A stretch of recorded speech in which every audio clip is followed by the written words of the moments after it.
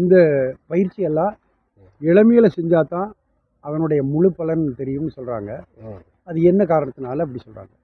அது இளமையில் அடைஞ்சதுன்னு சொன்னால் அந்த உலகத்தினுடைய மாயை அதிகமாக இருக்காது. இளமையில் வேறு தொந்தரவு, குடும்பம் குட்டி, அது இது பல தொழில்கள், இந்த சிந்தனைகள்லாம் இருக்காது. அதனால் அடைய முடியும்ன்றது ஒரு கருத்து சொல்கிறாங்க. ஆனால் எந்த வயசுலையும் அடைய முடியும்.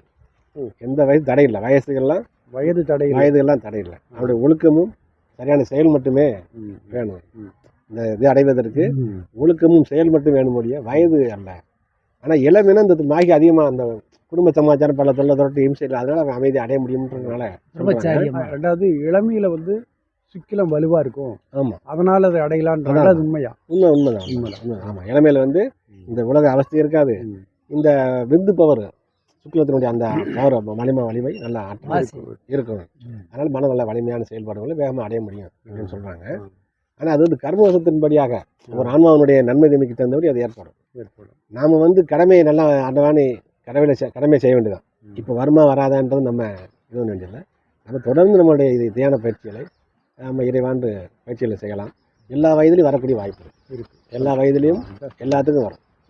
எந்த மதங்களும் இது இல்லை, எந்த வயதும் பேதம் அல்ல. எல்லா உயிர்களுக்கும், எல்லா மனிதர்களுக்கும் வரக்கூடிய தன்மை. ஆண் பெண் என்ற பேதமும் இல்லை, வயதும் பேதம் அல்ல. எல்லாத்துக்கும் இறைவன் எப்போ வேணாலும் அருள்வாளிக்கக்கூடிய வாய்ப்பு இருக்குது.